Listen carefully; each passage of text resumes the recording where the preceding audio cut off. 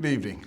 Thank you for viewing the 2020 Bengal Football Awards show. Before we get started, I would like for Father Finbar to open our ceremony with a prayer. In the name of the Father, and of the Son, and of the Holy Spirit, amen.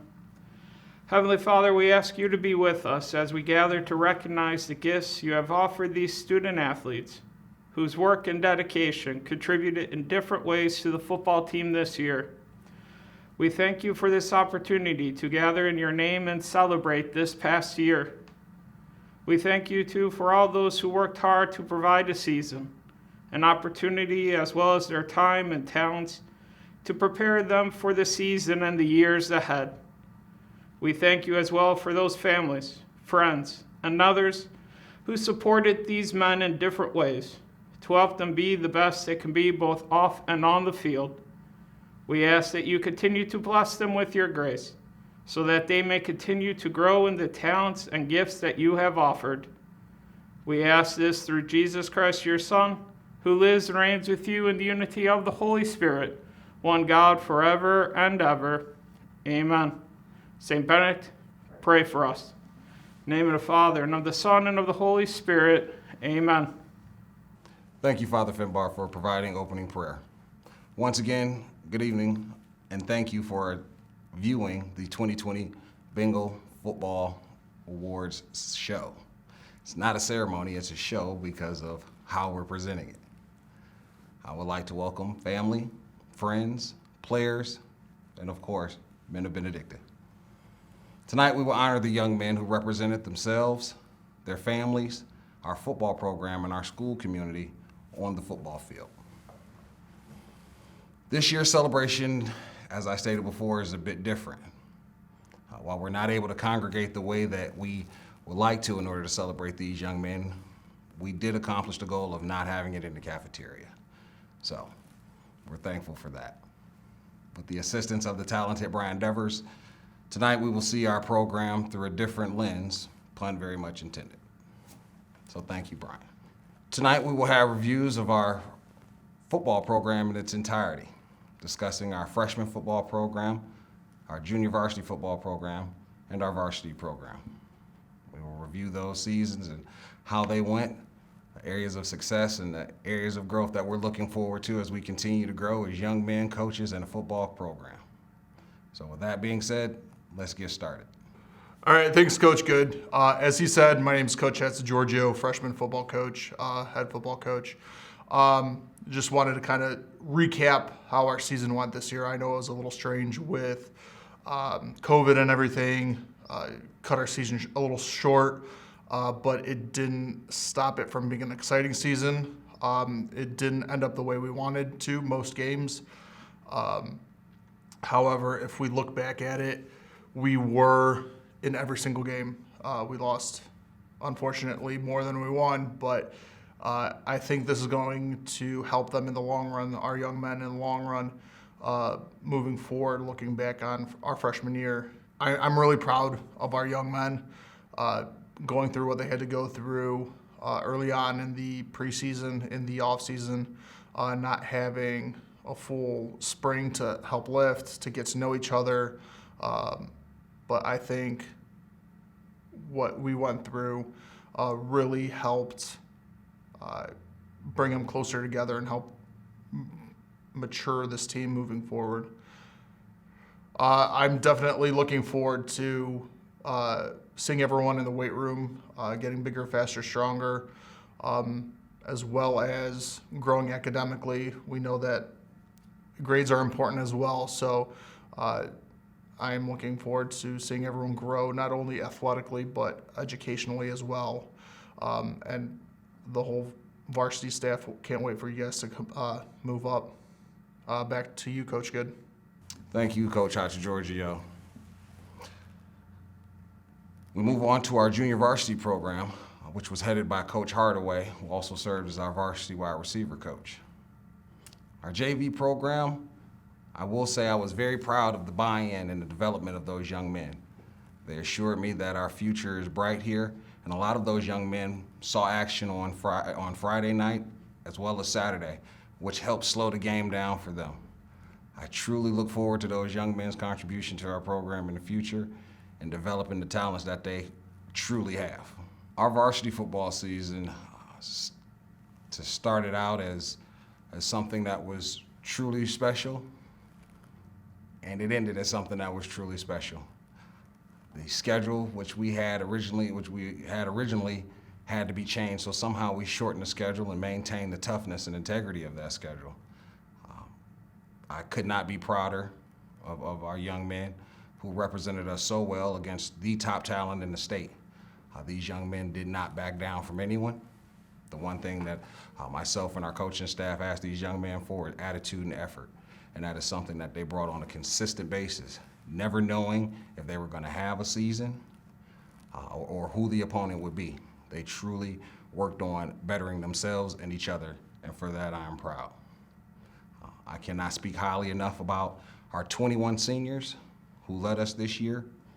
This is a group of young men who I met as sophomores who were determined to get better. They were truly determined to get better. And I can honestly say that they left the program better than they found it. And that's what we talk about in our development as young men. You leave situations, you leave people and relationships the way better than you found it. And our young men left our football program better than they found it. We did not have the regular season record. We did not have the regular season record that we had set out to have. Our goal was to definitely win the state championship, but the record did not indicate the effort and the mentality that our young men put toward the season. With that record of 2-4, coaches were able and decision makers were able to recognize the toughness of our schedule, and we still earned a first round bye. Our playoff, which is a senior class that has won 3 playoff games and advancing each time that they were in the playoffs. Although our season wasn't as successful as we thought that it could be, we still managed to have 3 players named to our all-state team, 6 players named to our all-area team. We finished in the top 10 in Division II ranking by Max Preps at number 8, and we finished in the top 25 at number 22 in Max Preps ranking of all divisions in the state of Ohio. So that is a fantastic job, seniors. And it also sets the foundation for our group of young men that are coming up and that are developing. So I cannot speak highly enough of that class. Out of that 21 senior, we have several young men who will be signing their letters of intent on a ceremony that we'll have on February 11th. So I truly look forward to that because that is one of the reasons that these young men decided to play football. The goal is to reach your goals, and their goals were to be able to play at the next level and further their education, and they've done that. And that's fantastic. So congratulations to those young men, and congratulations to the parents and their support system who assisted them along the way. To start off our awards and recognition ceremony, we would like to recognize those who did not letter but participated in our football program via JV, game day operations, which includes filming, as well as equipment managers. Thank you to those young men.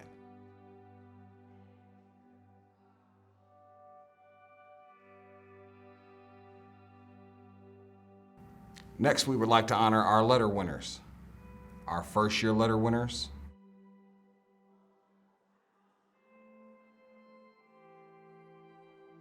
our second year letter winners,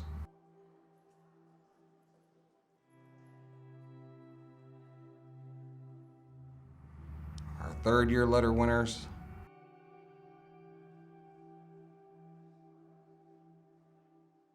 and our single 4-year letter winner. And now for our annual awards. First, we have our most outstanding player. That award is presented to Marvin Conkle, junior wide receiver. Marvin led our team in receptions and receiving yards, and also was a major contributor on the defensive side of the ball. Marvin has proven himself to be a hard worker, not just physically talented, but he does work hard. So for that, Marvin has received the Most Outstanding Player Award. Our next award is the Joe Rufus Spirit Award.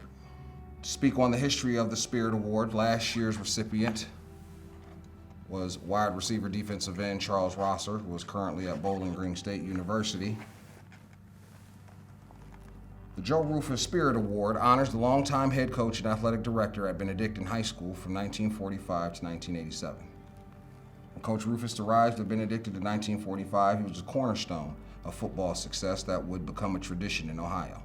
In his first season as head coach, Coach Rufus led the Bengals to their first football crown of any kind, an East Senate co-championship with arch rival Cathedral Latin. He won more games in 9 years as head coach than the school did in the previous 16 seasons. His career record of 61, 17, and 5 was the highest in school history at the time of his retirement. In 1948, he coached the Bengals to their first undefeated, untied football season at a 10-0 mark. The annual Joe Rufus Spirit Award, first given in 1987, is presented to the football player who helps his teammates to the best of his ability on the field and leads by example off the field. The 2020 recipient for the Joe Rufus Award is Luke Beltowski. Congratulations to Luke.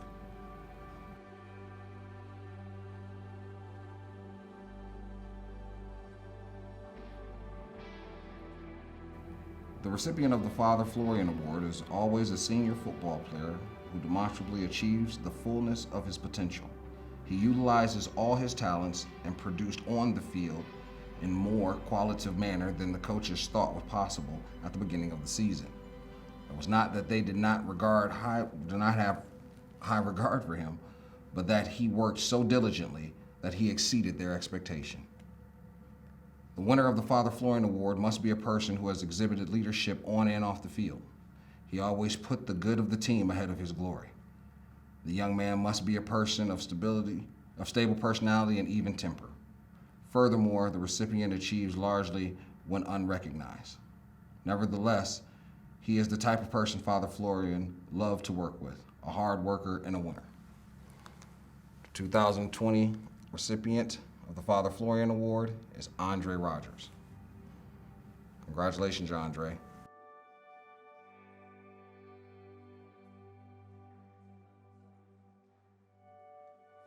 The Chuck Noll Academic Award is given to the senior football player who has the highest grade point average during the first quarter grading period in the fall. Noll felt himself to be a teacher, as much more than just a coach. There are several stories as why he was nicknamed the Pope. One story is that he answered Coach Paul Brown's test flawlessly, or his infallible grasp of the game of football. And others have said that he received the nickname because he never seemed to do anything wrong. During his time here at Benedictine, Noll was a lineman for Benedictine's first undefeated, untied Cleveland City Championship team. In 1948, Benedictine won the school's first city title, defeating South High 7-0 at the old Cleveland Stadium in front of a crowd of 45,000, the largest ever to watch the Bengals. Coach Noll passed away on June 13, 2014. The award was first given in 2014. The recipient of the 2020 Chuck Noll Academic Award with a grade point average of 4.48, Yvonne Shuren. Congratulations to you, Yvonne. Thank you for joining us to celebrate the 2020 Benedictine Bengals football team. We appreciate everything that you have done for our program and for these young men. Before I go, I do have some thanks to give to some very special people, personally, and those who helped all of us get to where we are. First, I would like to thank the staff of Benedictine High School. Thank you to the teachers who assist these young men academically and push them every day to be the best version of themselves. We'd like to thank our principal and president, my former teammate and classmate, Ryan Risner. Your support means everything. Thank you for all that you do for our community. I would like to also thank our athletic director, Jeff Tarango.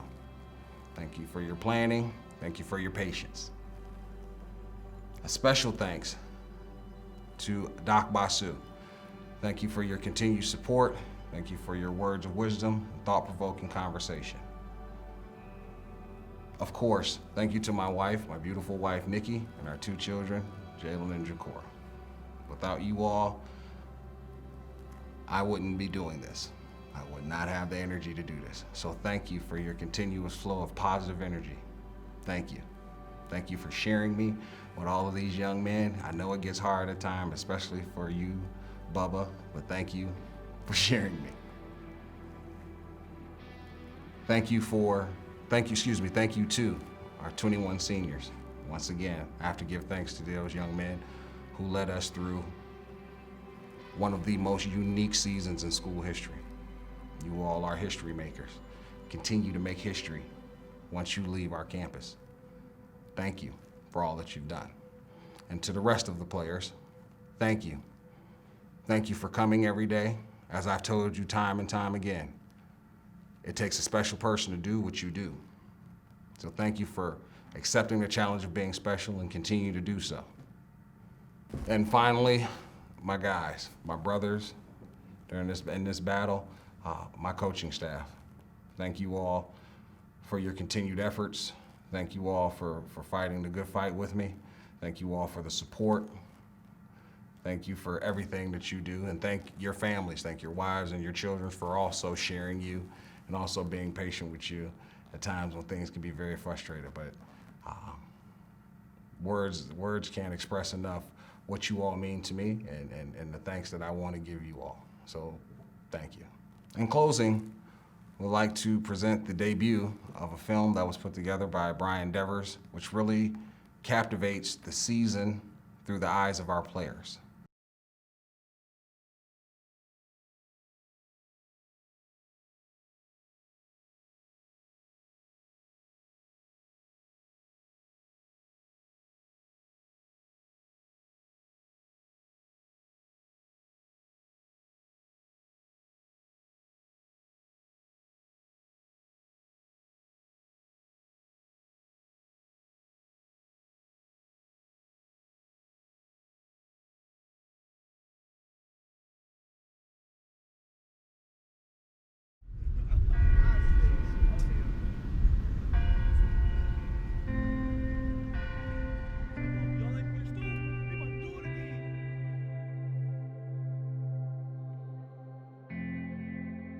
People always try to compare championships to different seasons. It's nothing like my senior year.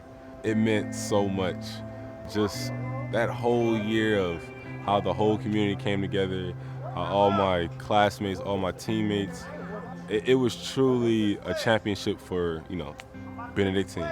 I'll never forget when we was at Ohio State at the state championship.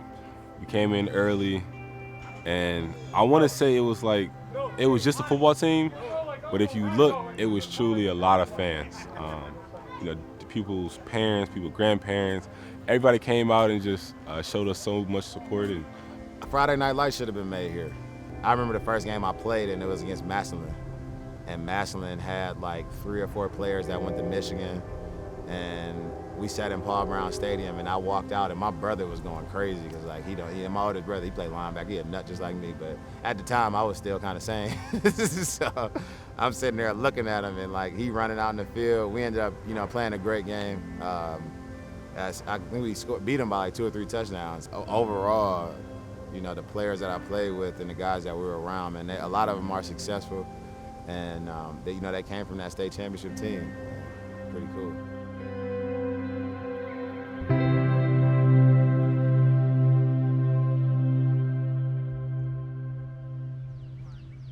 One, 2, 3, 4, 5, 6, 7, 8, 9, 10, 11, 12, 13, 14, 15, 16, 17, 18, 19, 20. First group, receivers, DBs. Receivers, DBs. Outside linebacker, end zone.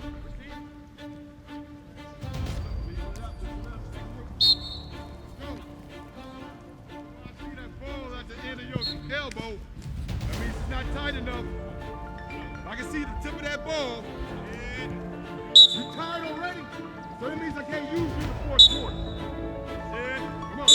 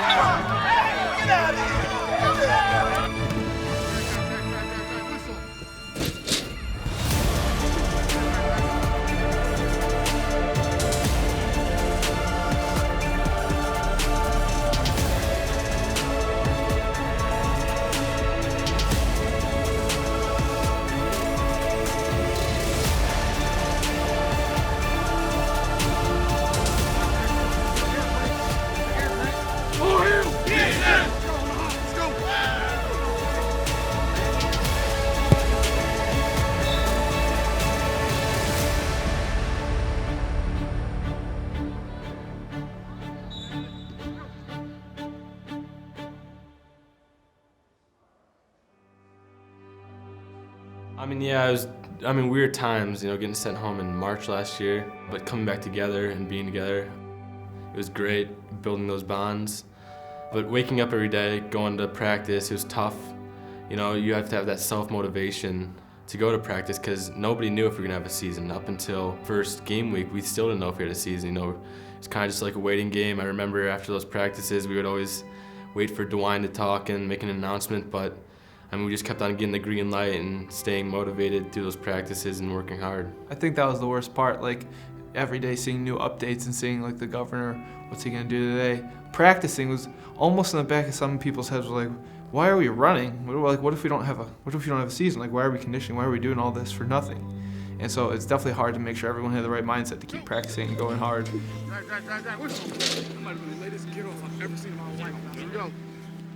In a normal season, you get your two-a-days to prepare mainly for your first week one.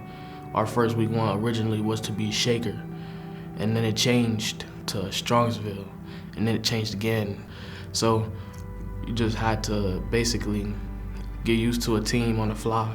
Coach Good, stressed to us that we got to stay ready. I always stay ready, whether we're going to have a season or not. And if we're going to have a season, we were going to be ready for it. I think every game was almost flipped, upside down. So our schedule got totally rearranged, starting at week one. It's for sure a different type of grind, being outside in that hot sun on the turf. What motivates me is looking to my left and my right and seeing my brothers putting in the same work, knowing that they're working for me and I'm working for them. That's what just keeps me motivated. I never really realized the value of scrimmages and a 10-week season until really after this season, because thinking back, scrimmages were, even starting for 3 years, it helps you readapt and get comfortable. It's big for the team. It's also really big for the coaches, to see what you can and can't do. That game against Warren Harding, it really showed that, neither team really had a scrimmage, and it affected both teams offensively and defensively. we love being together. We played, 4 years together, and we got used to being around each other and working hard. We knew how to push each other. So even when we were getting down, we're like, man, I don't know what's gonna happen. I don't even know if we're gonna be able to play together for our last season. Like, it gets canceled or pushed back, and like if it got pushed back, some people who played baseball, they wouldn't be playing football. So it all kind of factored in. But we all just, no matter what happened, we didn't want to think about the future. We just thought, okay, we're here now, we're working now, let's work hard, let's push each other, and let's get excited in the weight room, get excited in the field, and that's all we did.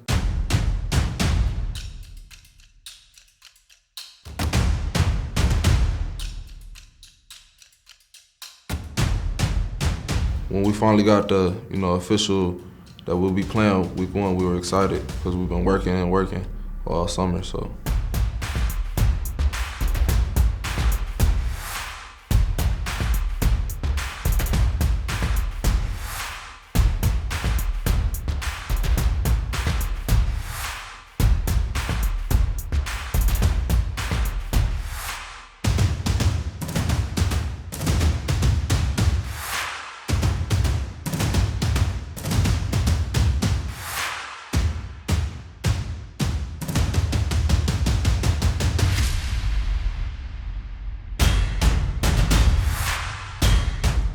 I walked onto the field and it was a normal feeling. Like, I was supposed to be here and we were supposed to come out and show what Benedictine's about. Coach Good, he's always stressed to us, we're gonna put our defense up first. Last year I feel like that was our struggle point. So, he's been stressing to us over the summer that, when we get the chance, we're gonna put our defense up and show what we could do. And I feel like he definitely gave us an opportunity to display that this year.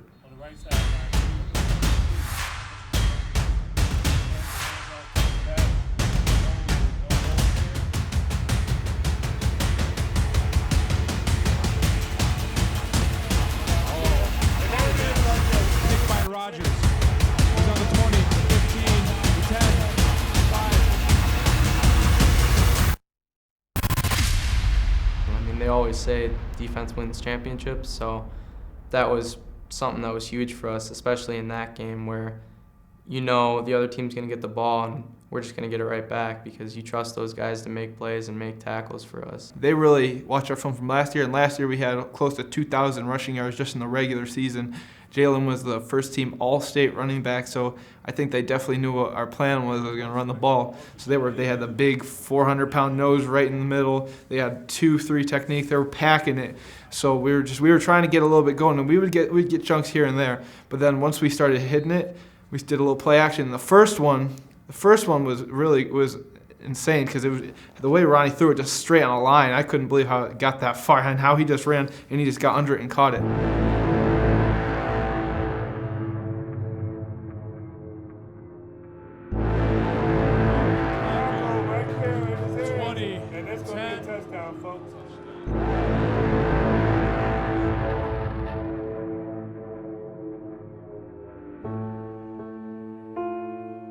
But definitely the most impressive one was the second touchdown, the 50-yarder. So I remember we're in the huddle right before that play, and we're like, what are we gonna do, Coach? And so Coach Prevesk, he told us, slide left protection.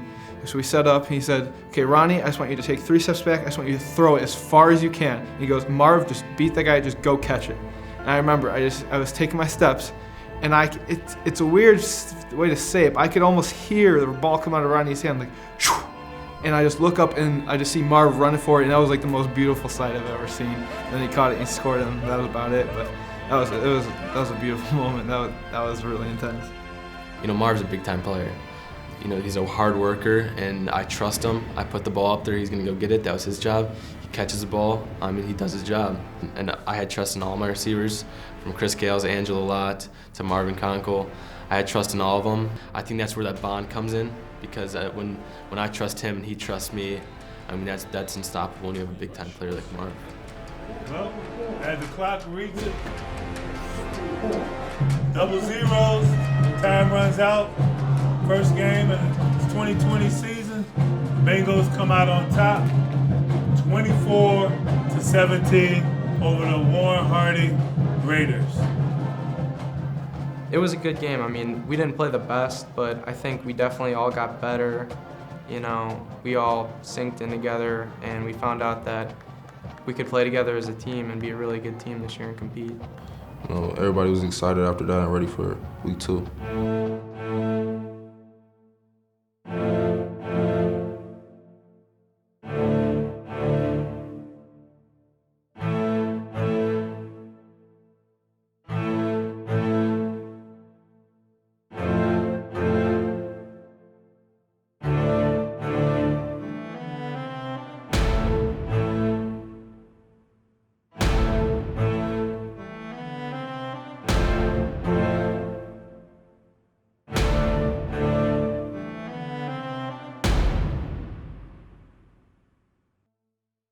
So my sophomore year, I wasn't playing yet, but we lost. We just had to go in knowing what happened 2 years ago, not forgetting about it, keeping that fresh in our minds. Basically, that was just a big goal. Talking about the score all through practice. It was not a fun game.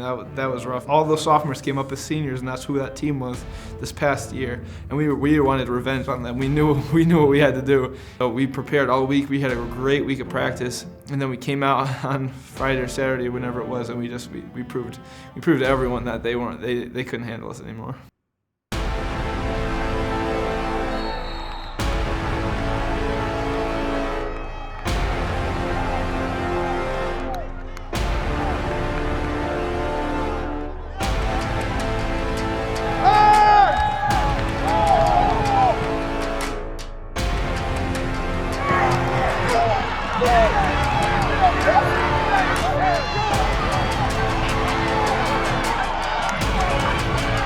Yeah, St. V's, has always been a great team to play against. The past 2 years hasn't really turned out as we wanted to. So our focus this year is really, how are we gonna, come back to those losses of previous years? How are we gonna, face adversity? So we came in, kind of build off the momentum from the past week.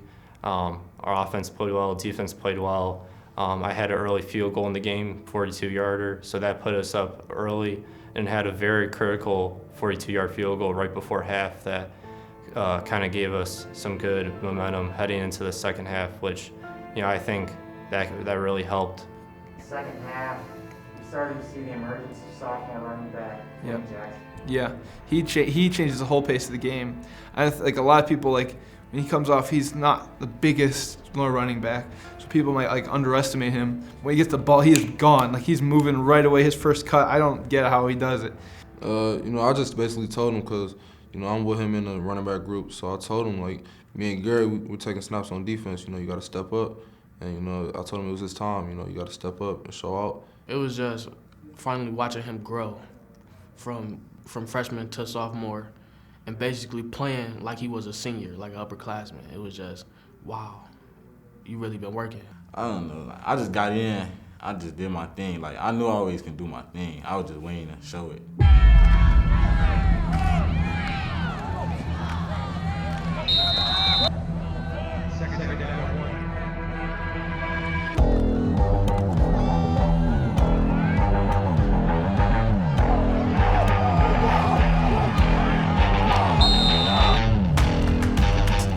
And to be honest, I didn't know he was that good at the back.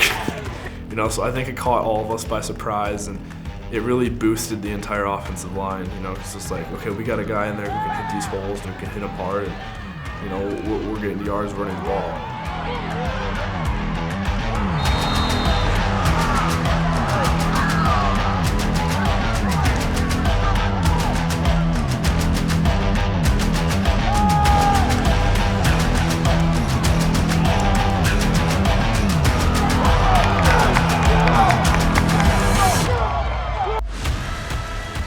I was so happy for Angelo after that game.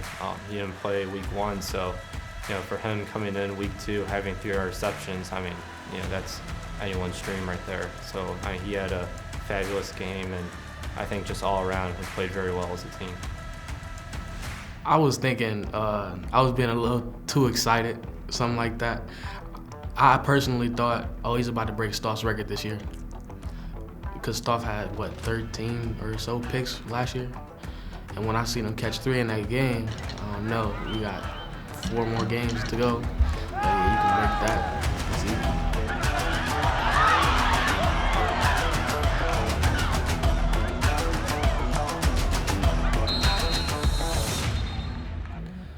So going into that game, St. Vincent St. Mary, they're always a competitor. They're always a physical team. I think at that time they were ranked like 17 in the area. So, it was kind of a hyped up game. We knew in the back of our minds what happened sophomore year. We got absolutely killed by them. So we kind of wanted to give it back to them. We knew that with the schedule that we played, there was no off weeks. So if we played Warren, St. Vincent Mary, Hoban, Massillon, it doesn't matter. They're all going to come and they're going to try to win, especially with the name Benedictine, home of the champions. Every week a team's trying to knock us off. They want to be the champions, but we have to walk in every week, and live up to that name. So going into that week, same thing. We practiced hard, competed in practice. I felt we had a pretty good offensive game. Dwayne Jackson coming in that second half and creating that spark for us. A young kid, sophomore. You had a sophomore running back and then a junior wide receiver, Marvin, and then Relly. It was great. They created the spark for us, and our defense played well, and it was a good game.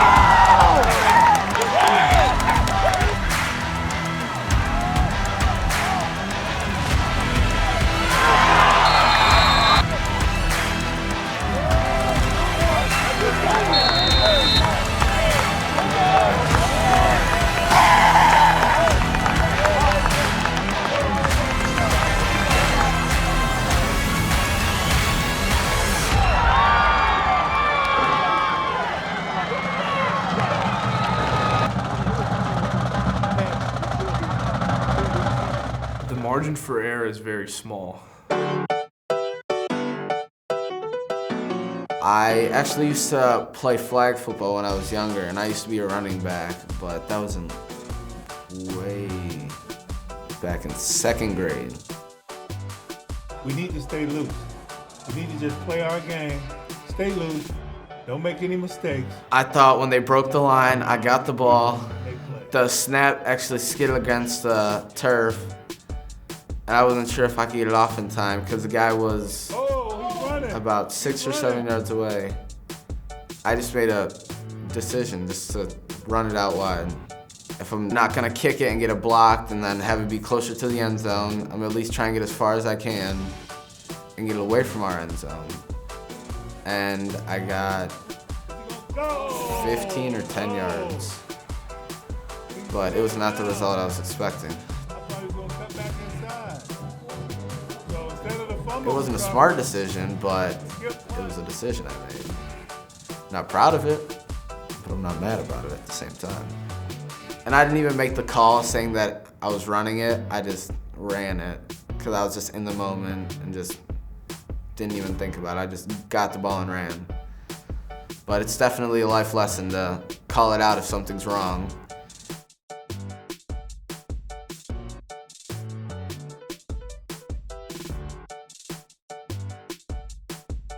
That week 3, I think, was the best week of practice we've ever had. I personally, at least, was sick of that team. I wanted to beat them so bad. And I can't talk for everyone else, but I think there was a pretty good, strong feeling towards that. Hello, Bengal Nation, and welcome to the new home of the Home of Champions here at Euclid High School Football Stadium, where the Bengals will be taking on the Knights of Akron-Hoban. Akron-Hoban is the current Division II champions, and tonight's contest is a big one as the Akron-Hoban is rated #1 in the Plain Dealer Top 25 poll in the Cleveland area, with an elevation to that spot with a sound win over the St. Edwards Eagles, 35-0. Nice trot out on the field. At number 10 is the quarterback, Shane Ham. Shane Ham is a senior this year, looking to finish off his career, I'm sure, with another state championship. One back in the backfield, he takes the hike and he gives it number 21. He goes around the end, he broke containment. He's got a lot of room to run. Number 10 right there. It was definitely a game that we wanted, definitely a game that we should have won. But things don't happen as they're planned to be. So all four years here, they always been kind of a rival game, and I'll say it as many times. That was one of the most physical games I've ever been in. Gives it to Dawson again, and he's wrapped up right there at the line of scrimmage. Big play by the defense. Going into that game, you look at all those newspapers, all those articles saying that Hoban's going to win, Hoban's the favorite. And I mean, we always had it in the back of our minds going into practice, and we were just so sick of losing to them. Those are the type of games that, that's why you play football. Ball again, and it's going to be stopped. And it's going to be stopped short, yes. I mean, those close games, win or lose, that's why you play football. You don't want to go in and beat a team 64-0 every week. You want to play for those games that you win or lose 24-31. Looking back on it, we knew that Hoban again had a great team, great senior class they have over there. They were probably the favorite to win states that year. We wanted to make our name known. Straight up the middle, Jackson. Wow, it was blown up right there. Screen pass, catch the football, wide open, one man to beat.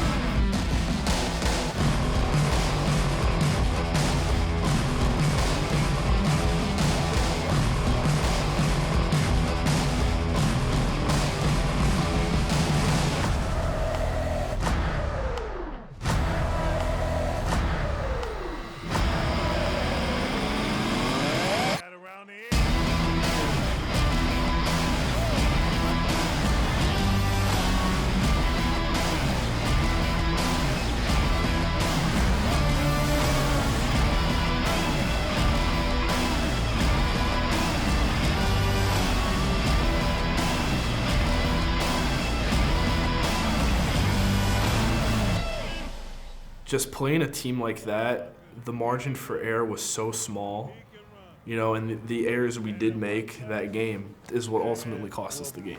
Through on his first attempt. Ball is up. Schultz on the center. Turns, give the ball off. Merrill bounces. Outside touchdown. 3rd and 5. Even though the clock's not moving here, we got to get it in faster when it is moving. 2 men in motion. 2 men in motion. There was more we could have done to win that game, but I was really proud of the team, for coming out and for fighting. It was a tough pill to swallow at the time, but I feel like that was a game where us not having scrimmages really showed up, where some of the mistakes that we made kind of came back to bite us towards the end of the game. But yeah, I was proud of the team, but it was a tough loss.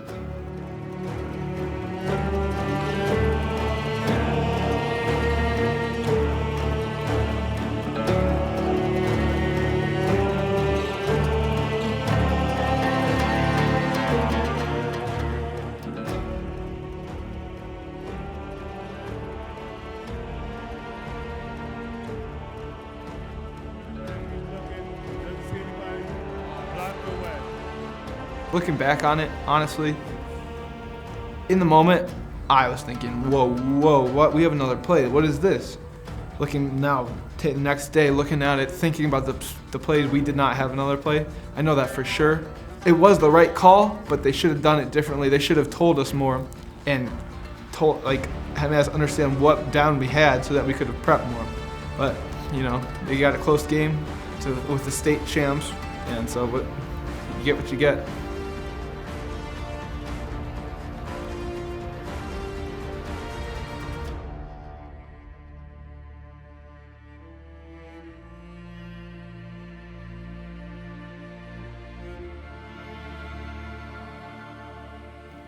Well, I'd say just going down and playing at Paul Brown Stadium was such a cool experience for us seniors. I mean, we've never played Massillon, let alone at Massillon Stadium, so that was definitely a game to remember. But once again, we were competing with that team. I mean, we definitely had opportunities in that game where we could have took advantage and we could have won that game. Honestly, we just had to stay disciplined.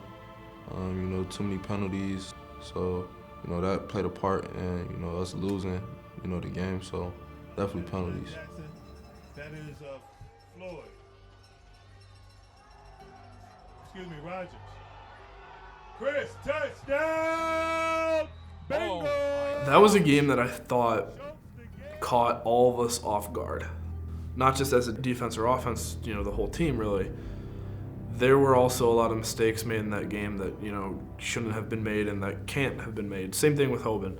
They're a very talented team, and the margin for error was just as small. They're a big physical team, offense and defensive side.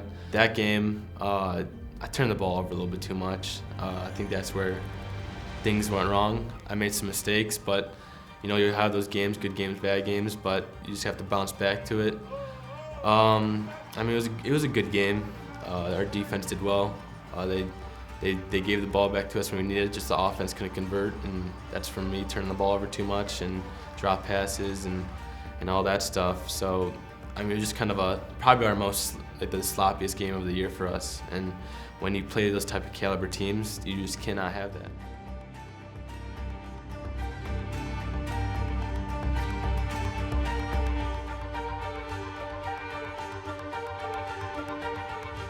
I feel like we just went out there too lackadaisical.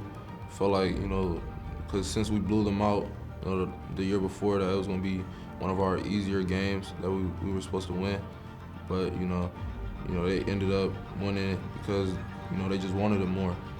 And that's just how it was. Under center, I formation, Jackson fakes it to him. He's looking deep, nobody's open.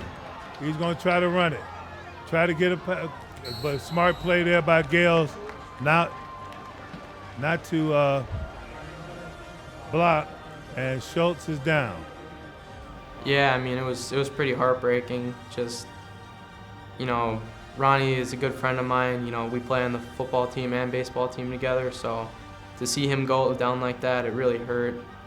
And it was just really sad for all of us because Ronnie put in so much work over these past 4 years to be our quarterback, and it was just sad seeing him go down like that. So I kind of came in from a public school. Obviously, my dad went here, my uncle went here. Me and my dad had the same name, Ronnie Schultz. So living out that legacy, I had the option to go to other places. I didn't want to. I wanted to be here just because I knew what this place stood for. We're called the home of champions, and that's how I kind of live my life, is being a champion in everything I do, no matter if it's schoolwork, working out on the field, or just being a man. So I wanted to be here. Playing quarterback and my dad being quarterback, it was kind of cool, seeing us, because you have those alumni that stand up in the corner and they remember every single player from the 1960s. Kind of have this joke at home. I tell them that I was better than him. I'll be remembered as the Ronnie Schultz, not him. They'll kind of forget about him. So I'm hoping that's what happens. But I honestly, I don't know. We've definitely looked at all the tapes. I would say I would be better just because if I say he's better, I won't hear the end of it.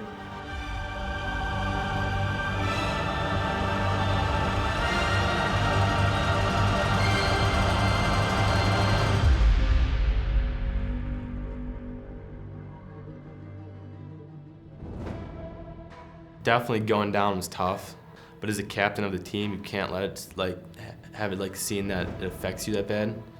So kind of just holding your head up high and keeping hope.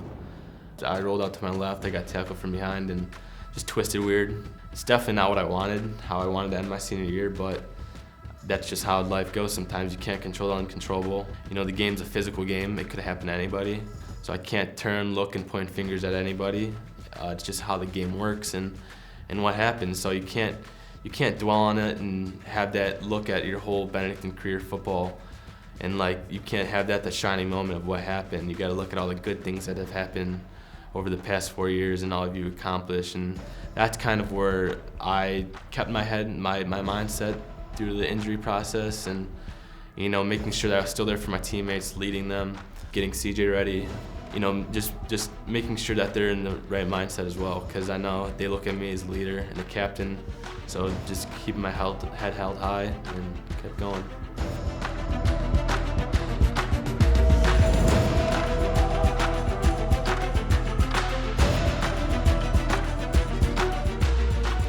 I got to give it to CJ.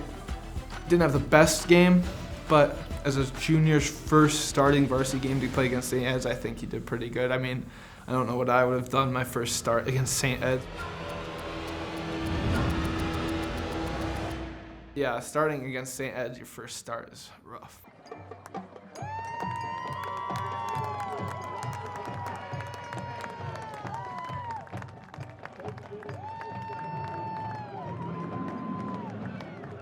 When I heard we were playing St. Ed's, I don't think I've ever gotten more excited in my life because I love big games, and COVID screwed it up for me because I wanted to play at Lakewood. I wanted to have all the fans. I wanted everything. That would have been awesome. But you know, I guess there was a lot of people there still a big team, big game, and I had fun playing against them. Some kids going some big places, tackling some people, and yeah, it was just fun. It was fun. I mean, I hate to lose. The end result, that was disappointing.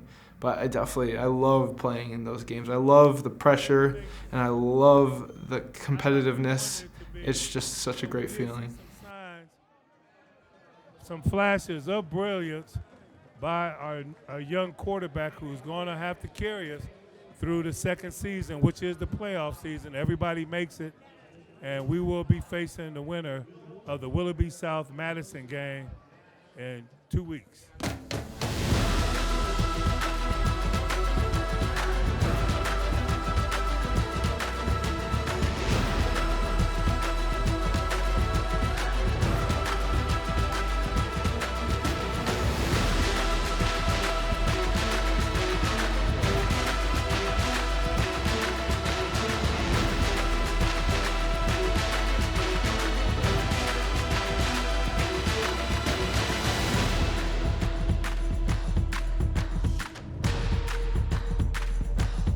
Arbro in the shotgun.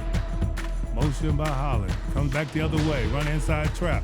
Going back to the left. Skirts the hole. Rogers sees another. Cuts back. And he's into the end zone. Rogers with a fine run of 37 yards. As the captains, we nominated Andre Rogers to be a captain because, I mean, it just shows for itself. He doesn't say a word. He just works. He does all his work in school. Everything's turned in. He's got great grades. Always works hard. You always see him working. Always see him running or lifting.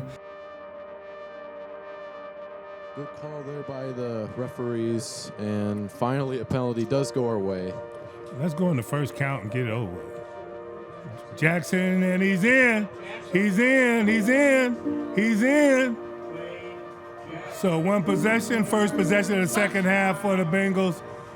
And they're able to score on the drive to put them up 20-0. There we go. That's what we needed there. It was really exciting. It was my first playoff game. I haven't played in a playoff game since like Pop Warner, because like we didn't get playoff games as freshmen. So it was really exciting for me. I knew he was a really good running back. I remember he was injured for the beginning of freshman year, but for the latter half of the season, freshman year, he was amazing. He was incredible to block for. I'm excited to block for him for the next 2 years. So Yarborough looks like he's going to stay on the center. Rogers in the backfield. Throws it. He's open. He catches it. And it's a touchdown, Conkle. So 9-yard touchdown throw, and a beautiful throw by Yarborough, by the way. His best. We had a bye week the week before. And I remember during practice, Sawyer was blocking, and something happened to his hand, and he like kind of just went off to the trainer's room. So I was practicing for the rest of the day.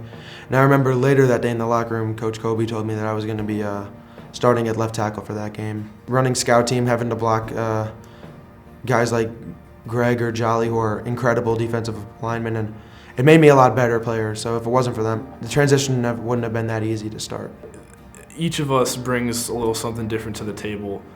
You know, Sawyer is kind of that just relentless motor, you know, that just, you know, he knew where he was going there fast, and he was going to hit you really hard. Jolly was kind of the anchor of that line. He let his opponents know we were all about business. Because I am a hilarious guy on the field. I do not stop talking. If you ask anybody on the field with me, I do not stop talking. Luke, he's kind of the brains of the operation. He made sure everyone was on the same page, and he made sure that we knew what was going on that play. Brandon was a very strong, physical player who, he stepped up to be a leader when he needed to be, and he helped anchor down the line. And I just think all of us, even though we all had different personalities and different strengths, and different weaknesses, we all blended together, very well. And the best trait about us all is when it counted, we showed up and we'd get the job done. Gales and Conklin flanked out. Jackson gets the football. He wiggles his way through the line, and he breaks away. And my. Yarbrough in the center gives it to Jackson again. They're running him. He's going around. He's in for the touchdown. So Jackson scores back-to-back touchdowns for the Bengals here at the beginning of the fourth quarter. He has one in the third and one in the fourth quarter.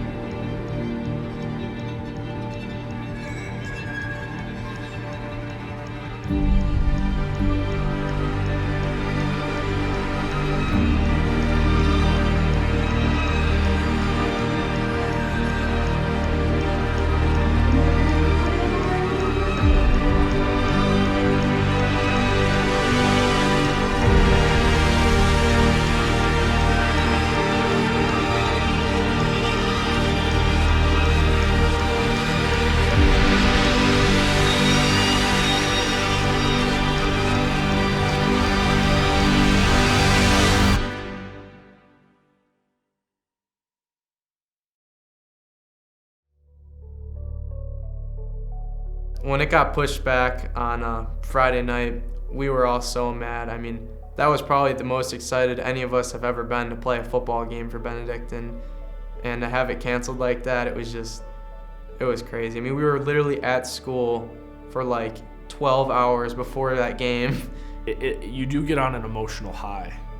You really have to, and it is exhausting, to come down from that, to not let it out, and then 24 hours later, have to build it all back up again.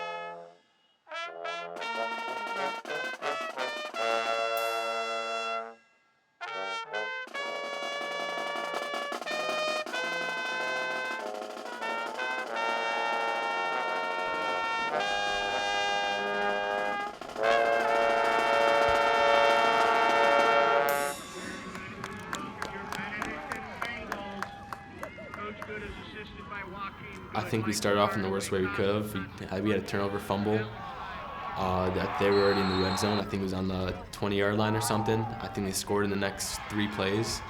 I mean, so right off the bat, they had the momentum. And in a playoff game like that, I mean, momentum is everything. They got the ball back, and I mean, they have a great running back over there. They're really well coached. Great O-line. I mean, when you have the momentum, it's very, very easy to keep on building on the momentum. So, I mean, something had to go right for us to get the momentum back and start playing Benedictine football, and which we did.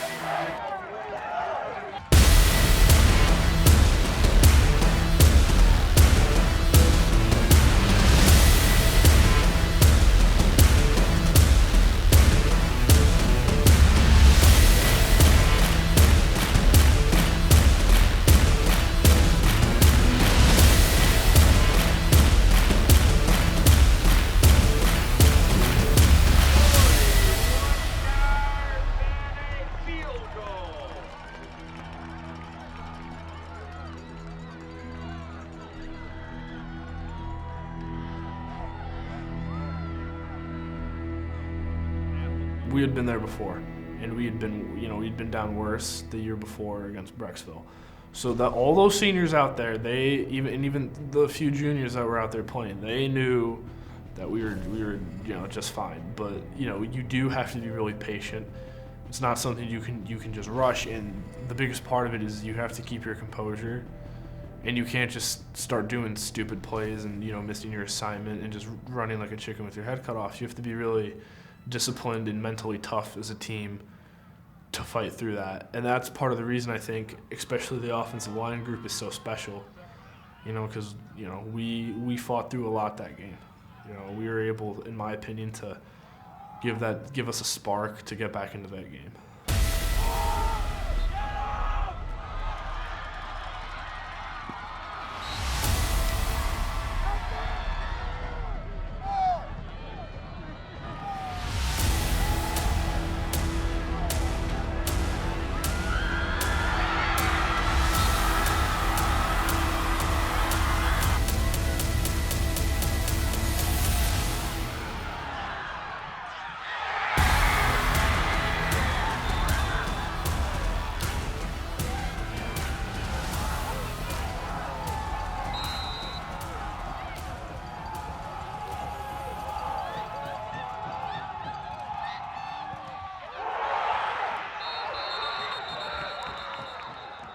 So Gary, he's a great kid. When we started off the year, I thought, okay, he'll be a linebacker, but he's a running back. That's what I thought. That's what he started off with. And he ran the ball hard against Harding.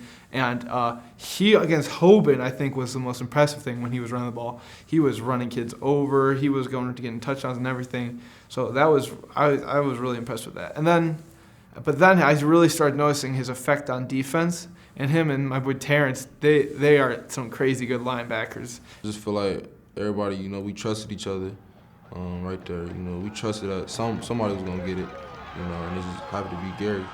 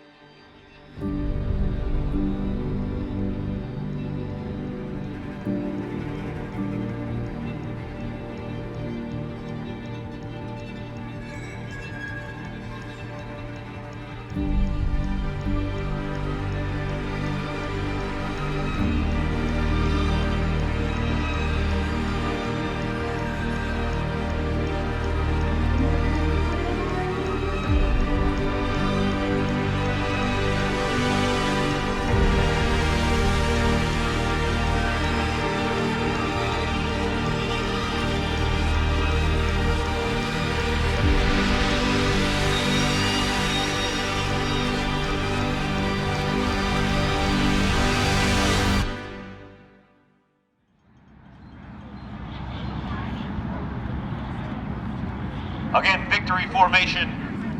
Shanahan takes a knee.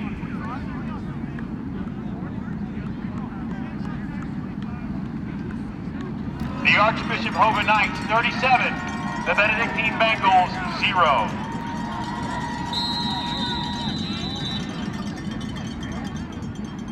That was a terrible feeling. I did not want it to be over at all. I just remember I hugged my dad and I hugged my brother, and I took my helmet off. And my brother, he graduated in 16, and he knows how it feels because his senior year they lost in the second or third round of the playoffs. And he said, hey, nope. He said, put your helmet back on and just take it in for a second. So I kept my helmet on. I just looked around a little bit, picked some people up, not much else to do, it's over. Just took a slow walk back to the locker room, but I didn't want to take my equipment off.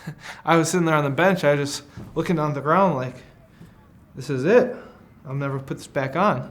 So I was like, I don't want to take it off because I won't be able to put it back on. So I sat there for a good amount of time just thinking, it was rough. And I took it off, and that's that.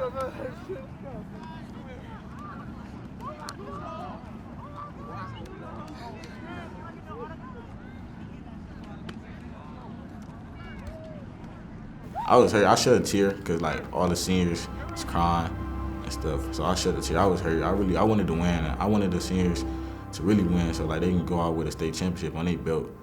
But I was hurt after the game. I was seeing all the seniors cry and the coaches cry and telling everybody go be great and stuff. That really broke me down. So I was messed up after the game a little bit. Hoban's been a dominant team for, the past 5-6 years now. So I guess, I don't know, the fact that we've played them so tough, knowing that we lost to the guys who won the state championship, I think it's understandable. And we competed with them earlier in the year, so everyone knows that we can compete with that team. We had such a great experience this year, and those guys are going to be even more prepared for next year. So we finished 4-5. Our 4 wins were Warren G. Harding, St. Vincent St. Mary, Willoughby South, and Walsh Edgewood, which are all really good teams. And then our 5 losses were to Archbishop Hoban, Massillon Washington, St. Ed's, Austintown Fitch, and Archbishop Hoban again, which if anybody who knows Ohio football knows, all of those teams are really good and top teams in the state. So it's not like we were playing the same schedule as last year and we lost 5 games to teams that weren't that good. We lost to some of the top teams in the state. And we competed in a lot of those games too. It was a feeling of I could have did a little bit more, or I wish I did a little bit more. Going throughout the season this year and last year, all the time I had with Coach Good, he was basically preaching, the last time you touch the field, don't be one of those people that have that thought in their head that say, I wish I could have did a little bit more. And I was kind of disappointed in myself because I felt like I could have did just a little bit more. Playing football here, home of the champions, we don't care who we go up against. We feel that we could beat anybody with the talent that we have here. And going into the year, we felt that way too. I felt like we were the most talented class that Benedictine has seen in a while, and we truly believe that. And we wanted to come out and we wanted to prove our point, and we didn't care who we played. We wanted to play those teams because ultimately that's what gets us better. So it was a fun season. Obviously, us seniors. I think the whole team, coaching staff wanted to end different. We had different plans, but that's what happens. You just kind of have to roll with the punches. Yeah, when the clock hit 0, I kind of felt a rush of emotions. Kind of sad that it's all over. Kind of thinking of, oh, that's it. This is my last time putting on that Flying B. So it was a really tough moment for me. After all the 4 years playing football here, in this special place. Definitely hurt. That I won't be playing with my family no more. But it just gave me a time to reflect and tell me that it's time to get better. I'm about to go play Division I football at Howard, so it was definitely a time to tell me that it's time to get better and achieve a higher level of my abilities. So I got third team, and don't get me wrong, I'm very thankful for that, very grateful, but I think that just adds a little more fire to me, honestly. I want to go start as a freshman at my college at Robert Morris. I want to start as a freshman. I want to get drafted. I want to do everything. I want to be better than everyone thinks I am. Chris, second team, Marv, third team, and Darrell, third team. Those are some great players. Chris is probably one of the most athletic kids I've ever met. I remember freshman year, and his legs were just huge, and I was looking at this kid, I was like, what is this? I couldn't believe it. And there's through the years how he developed to what the player he is today, I think is like even more impressive. How he kept working and kept building himself up, how he took the extra days to go with our quarterback and throw and catch, I think is really impressive. I think he really deserves it. And then those young guys, Marvin and Darrell, those are great players. And Darrell Alvery with his 4 offers, and Marv doesn't have anything yet, but I think something's gonna come out of nowhere, and it's gonna be bigger than we all think. Because they're both really great kids and insanely athletic kids. Coach Good always told us, leave it better than we found it. And I think that's what we did. I mean, I think what we built our junior and senior year is going to help for the foundation of the next 4 years and the years coming after that. So I think we truly left Benedictine football better than when we came in.